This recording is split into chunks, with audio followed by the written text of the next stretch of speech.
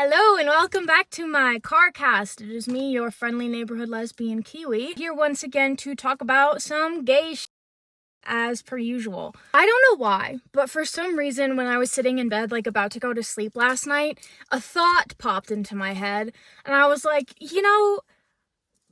Prince Charming from Shrek is very gay. And they're not even trying to hide it. He is so obviously gay. So naturally, then I was like, now I have to watch Shrek 2 and write down all of the gay things that Prince Charming does throughout the film. So I did that, and then there were some parts that I was like, wait, these are also very gay moments, but they didn't happen until Shrek the Third. So then I also watched Shrek the Third, and I took notes of every single gay thing that Prince Charming does. And I'm going to go through those with you now. Why did I give a thumbs up like this? Once again, this is not going to be me summarizing the plot of Shrek.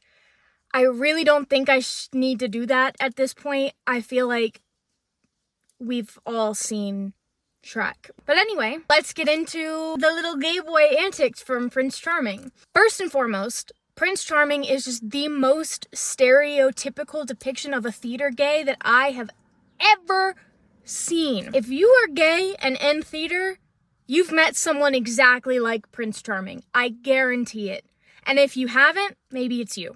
Shrek 2 literally starts with Prince Charming monologuing about how great he is and how he's gone on this whole quest to save the princess and become king of far, far away. In the monologue, flashback visuals, he's wearing a hairnet to protect his hair from the helmet.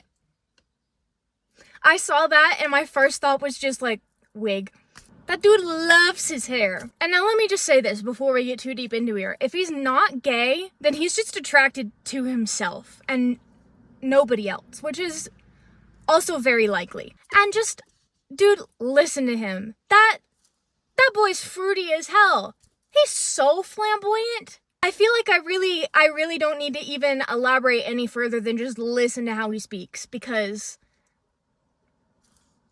a short summarization of Shrek 2, in case you haven't seen it or a while or haven't seen it, or, just to set the stage, basically. The movie starts with Shrek and Fiona getting married and doing their whole honeymoon thing, and then they're summoned by Fiona's parents to go back to the kingdom of far, far away so that Fiona's dad can give them his blessing and whatever, except for Fiona's parents don't know that she married an ogre, and it has not broken the curse and is presently an ogre herself. And it's bad news bears for Fiona's dad, because he had made this deal with the fairy godmother that Fiona was going to marry Prince Charming, because Fiona's dad also has a curse on him to turn him into a frog. So he's expecting Fiona to show up with Prince Charming. Little does he know, Shrek got there first. I just want to put it out there while we're here that Shrek 2 is the best of the Shrek movies. And no, I will not be taking any questions or elaborating or changing my mind.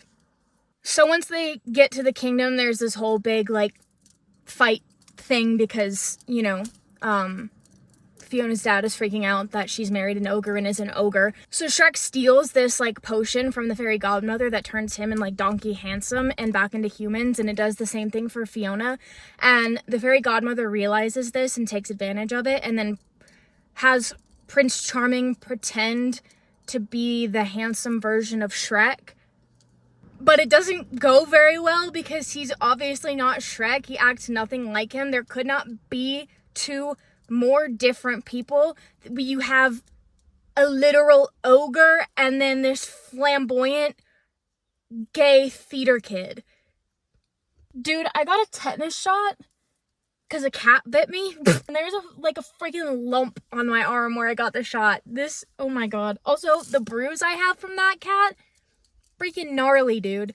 It's crazy. During the period in which Prince Charming is pretending to be Shrek and trying to, convince Fiona that it's still him, and when they've gone to talk to Fiona's parents to show them that they're human now, I noticed that Prince Charming is very touchy with Fiona, and to me, that kind of feels like overcompensation. Regardless of, like, whether or not he's a gay, he does not give two shits about Fiona. Like, he does not care about her at all.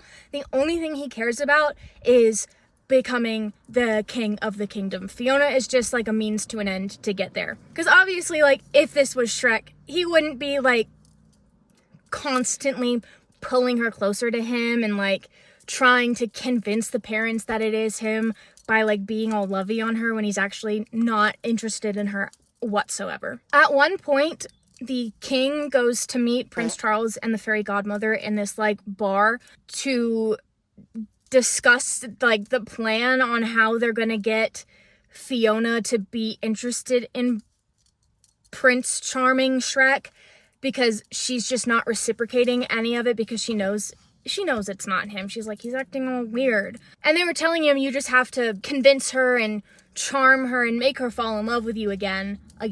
During this conversation, he says, how charming can I be when I have to pretend to be that dreadful ogre?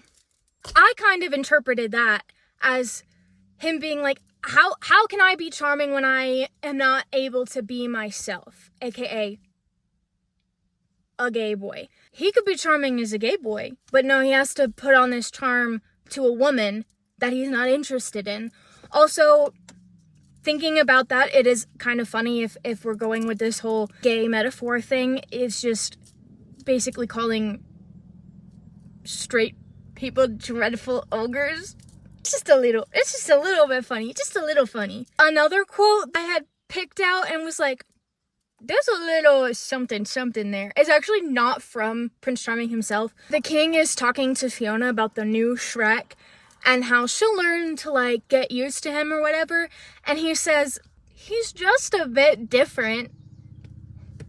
My neck cracked when I did that. Good fucking Lord, it's so loud. Yeah, he's just a bit different. He's just a little fruity, a little extra, a little... Also, when the king says this about Prince Charming, it, like, shows him on the red carpet outside this ball that they're going to, which is the debut of, like, Shrek and Fiona as a married human couple to the kingdom. And he's just being his flamboyant little gay self on the red carpet, just, like, you know, being extra. Then we get into the actual ball itself, which is so iconic. When Prince Charming and Fiona meet at the top of the stairs, Fiona looks at Prince Charming and goes, is that glitter on your lips? And he goes, yeah, it's cherry flavored. Want a taste? Name me one straight man who would unironically wear cherry flavored glitter lip gloss to a ball. Now, don't get me wrong, they definitely exist. Not in media, though. Then we have the whole, like, dance sequence when he puts the rose in his mouth and is all, you know, like, it's just a little bit, there's a little something in there. So the deal with the potion that Shrek took with Fiona that turned them all into, like, humans and turned Donkey into a white stallion or whatever, the whole deal with that is that in order to make the effects permanent, you have to have true love's kiss by midnight. So this whole ploy of the ball is trying to get Fiona and Prince Charming to kiss so that it will lock her in as a human. Hence the cherry-flavored lip gloss on Prince Charming's part. Personally, I don't think that would have ever worked with Prince Charming.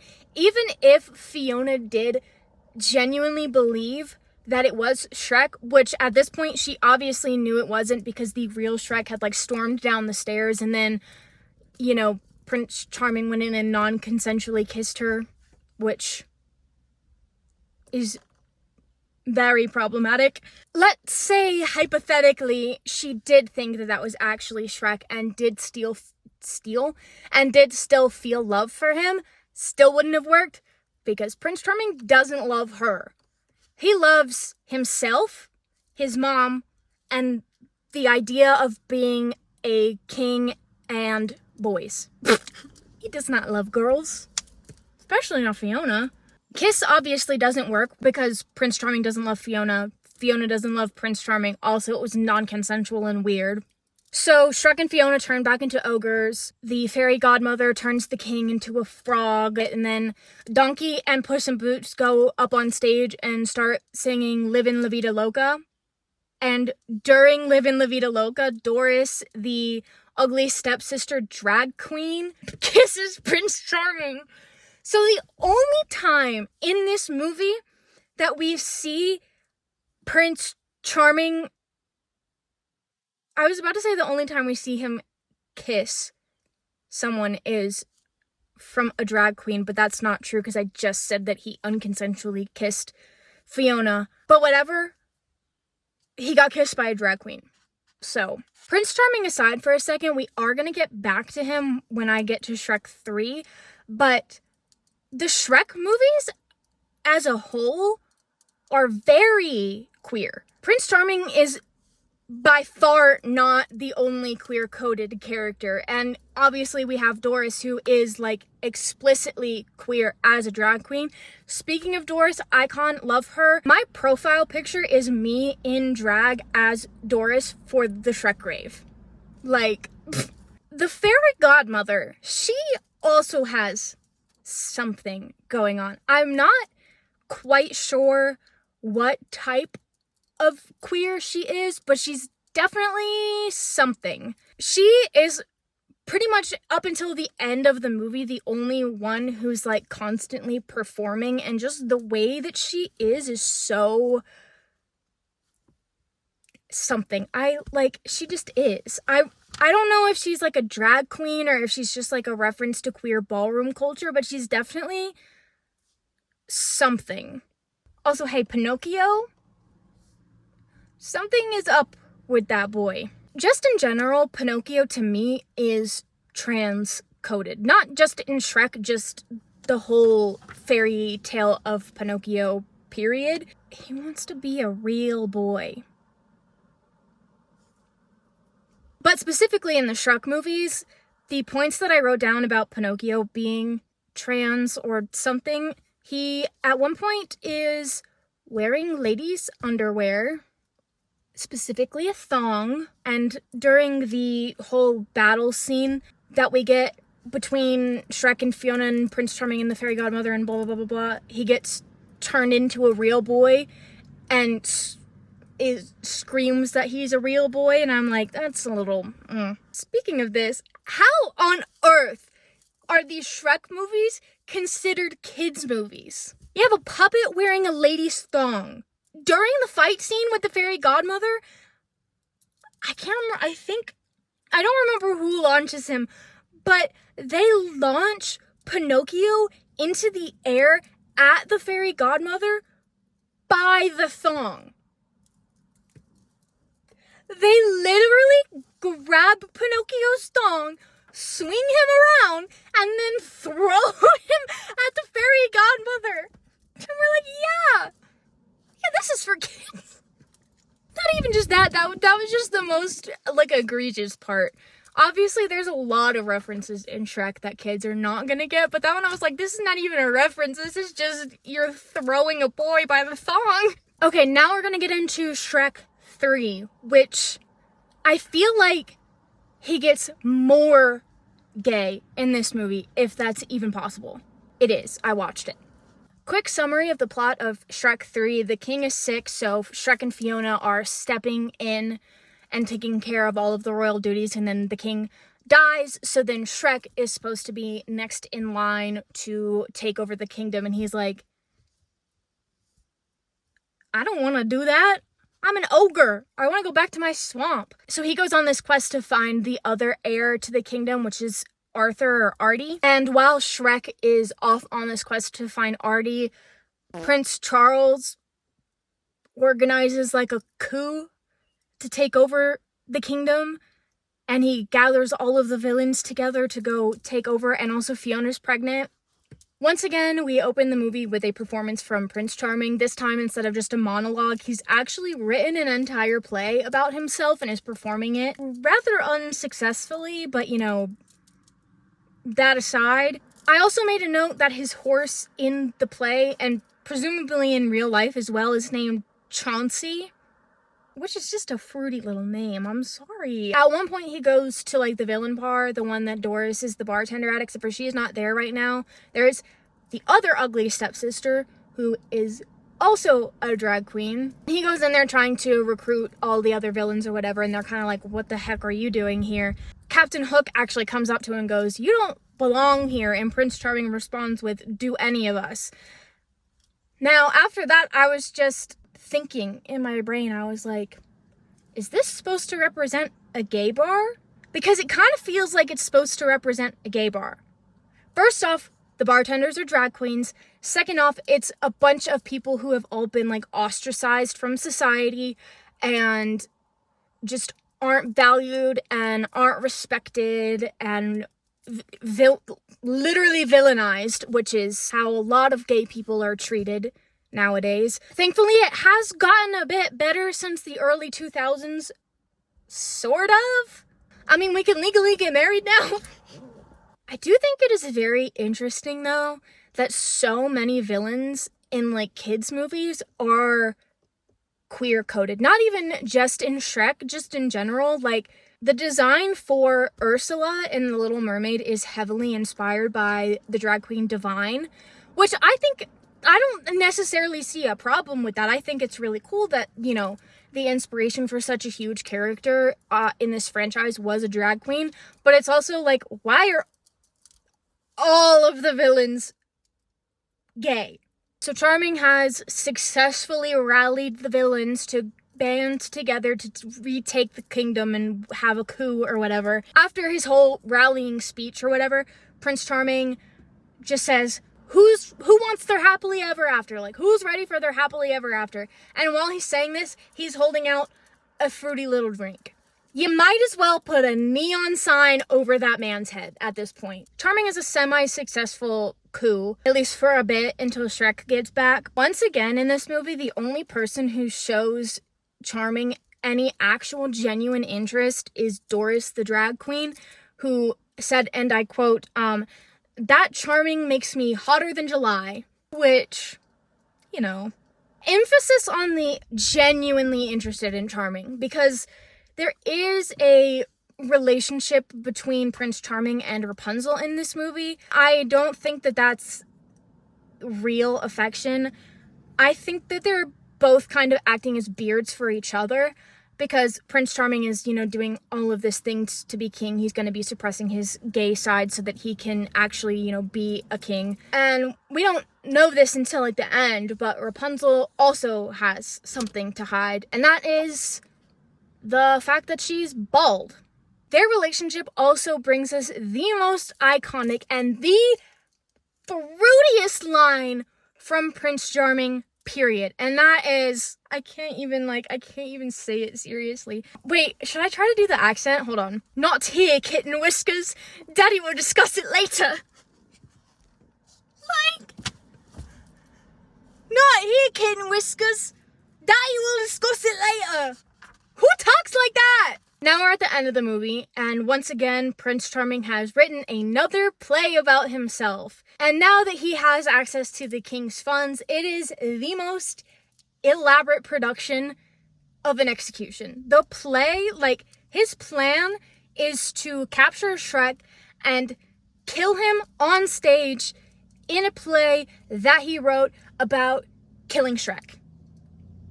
That is the most theater kid-ass execution. He also wrote it as a musical, even though, I'm so sorry, that man cannot sing at all.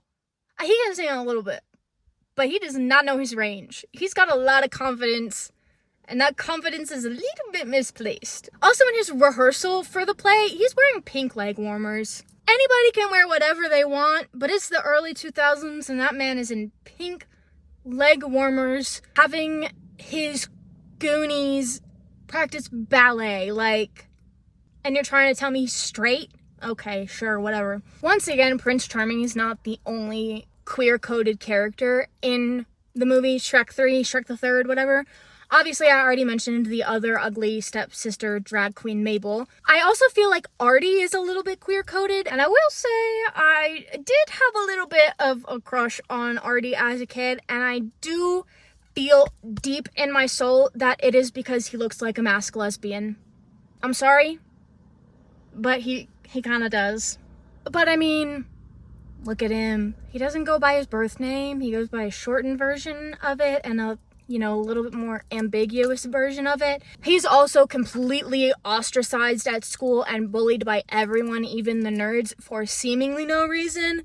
Unless you think about it and you're like, oh, if he's gay and it's the early 2000s, that would probably be why they don't like him very much. Artie's also a theater kid, just in a less obnoxious way than Prince Charming, with his whole performances to get them out of sticky situations and stuff, like when he started crying to get Merlin to help them, or when he started being like, oh my god, do you know who this is? This is Shrek. He's the star of this play, when they're about to get captured and far, far away. So, like, he knows how to put on a show. You know what I mean? The Shrek movies are just gay as fuck. Alright, that is all from me on that topic. Hope you guys enjoyed my ranting. As always, you know the drill. Like, comment, subscribe, share, whatever you need to do. Hope you guys have been having a wonderful Pride Month, and I will see you later. Bye!